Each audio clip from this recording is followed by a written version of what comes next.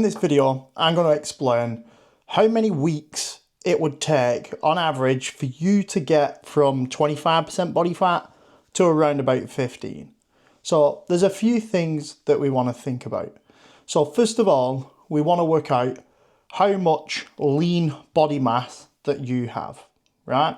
So this will help you understand how much body weight you need to lose. So for example, if we just use a random example of John Smith, who weighs 200 pounds and he's 25% body fat. So in order to work out John Smith's total lean mass, then what we'd need to do is we'd work out 25% of 200 pound, which is give or take around about 45 pounds. So, because 10% of 200 is 20, times that by 2 is 40, 5% of 200 is about 10, so it'd be 45 to 50 pounds. So, John Smith, if he had 0% body fat, he would weigh 150 pounds, right? So, if John Smith wants to get to 15% body fat, then what we'd do is we'd work out, add 15% of that onto 150, which would be give or take 25 pounds. So for John Smith to get down from 25% body fat to 15% body fat, he'd need to lose around about 20 to 25 pounds.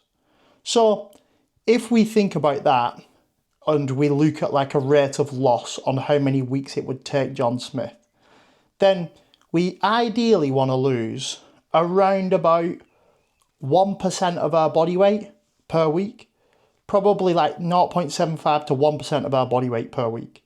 So we'd want to lose around about 2 pounds per week. In that bracket, if we do that on average over a time scale, then he's going to lose around about 25 pounds in around about like 12 to 16 weeks. So you could think if John Smith was really dedicated, he didn't have any slip-ups, and he was in a calorie deficit, which was a calorie deficit that would allow him to lose 1 to 2 pounds per week, and he did that for a 12 to 16 week period, he would probably end up 15% body fat after or between that 12 to 16 weeks. But there's a few things that we need to consider along the way in order to make sure that John Smith maintains his muscle and just loses body fat throughout the journey. And also a couple of other things that we might want to think about so we make the process a little bit easier. So the first thing that we want to consider is we want to make sure that we're in a calorie deficit that loses around about 1 to 2 pounds per week. So ideally, we want to have a step target and we want to be in a calorie deficit that loses that. So in order to work out your calorie deficit, you can go to a TDE calculator online, or you can use my free calorie calculator that's in the description below. And that will help you work out how much protein you need and how many calories you need to create the deficit to get you to your goal. But what we got to think about is the quality of the calories is what matters, and we want to be going for whole nutrient dense foods for around about 80 to 90% of our nutrition. If you want to get there quicker, you want to go more towards that 90%. If you want to get there a little bit slower, then you'd probably use 80%. Because in more processed foods, then there is going to be more calories, which is going to make sticking to a fat loss target harder. So we want to think about the calories that you consume, but also the quality of calories. So the amount of calories and the quality. Also, you want to be making sure that you're hitting a sufficient protein target. So you want to be hitting around about 1 gram of protein per 1 pound of lean body mass. So if John Smith, for example, he wants 200 pounds. We know his lean body mass in with 0% body fat is 150. So he wants to be taking on at least 150 grams of protein per day. What he also wants to be doing is making sure he's weight training. Because if we don't weight train and we just do cardio to get body fat off, we're going to pull off muscle tissue. And that is the last thing that anybody wants. We want to keep hold of as much muscle tissue as we can do and just lose body fat. And that comes from weight training and protein. So make sure you predominantly bias weight training when you're in a calorie deficit, and you bias protein to be the higher macronutrient group. Number 2 is you want to make sure that you work out your body fat accurately, so you don't have to lose more than you actually think you do. Because, for example, if you go off one of these in-body scanners or you go off a scale that tells you your body fat, they're more biased and they will tell you that you're leaner than you actually are. A DEXA scan is the most accurate, or you can get calipered by someone who's experienced with calipering. But you can just work that out by actually looking at a body fat image chart which is on screen here, and you can compare your current body composition to this to see around about where you are. And that's what I do with every client. So they understand whereabouts they are at the start of the journey and how much they need to lose in order to get down to the body fat percentage that they want to get down to.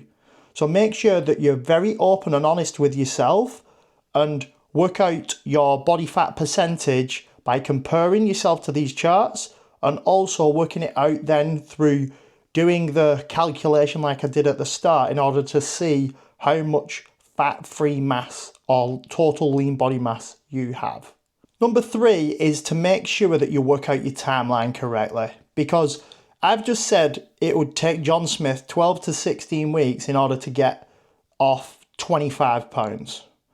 But this never always goes to plan. Fat loss and dieting phases never always goes to plan, because if you think about the previous 6 months on how many social events that you may have had, there might have been quite a lot crop up. So what I always do with clients is I add 20% onto the timeline of what I actually thought. So for example, with John Smith, if we said it was 12 weeks, then we'd add 20% onto the timeline, which would push it around about to 16.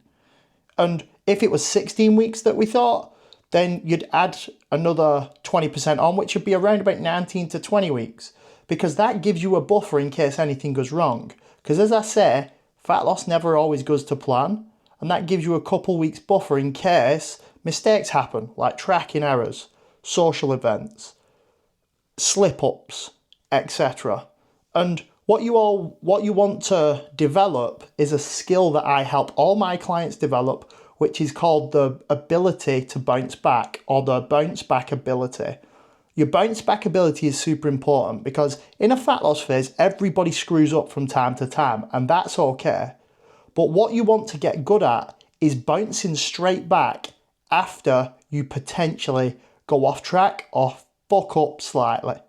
So that is what I would advise, and them are the 3 major points that I would say that we need to take into consideration if we're wanting to lose body fat and we're wanting to get down to 15%. The 2 major key points that I want you all to develop though is consistency, because fat loss will happen over a 7-day period as long as you're consistent and consistently in a calorie deficit. The consistency element is the most important. And the second one is patience, because fat loss does take time. Like in 2 weeks, you're not going to lose a drastic amount of body weight and be instantly at 15%. It depends on your starting position, but what you've got to think about is you've got to think about the longer term journey in order to get there. Because if it's taking you 2-3 years to get to where you are in your 25 to 30% body fat, it's not going to take you 3 weeks to get down to 15. It's going to take you a bit of time, but that's okay because you have time. You've just got to be willing to be patient, consistent, and continuously put in the work. And remember that fat loss and dieting comes with experience. If this is your first ever dieting phase, it's not going to go perfect. And you're not going to have the extreme habits that you potentially need to get lower than 15%. But every diet that I've done, I've got better at dieting each time. And I've got under 10%, I've got to under 10% body fat now, probably 5 times, and each time it's got easier. So remember that dieting comes with experience, and if this is your first time dieting, that you're not going to be an expert at it. You're going to learn a lot throughout this first dieting phase. And that's what we need to do.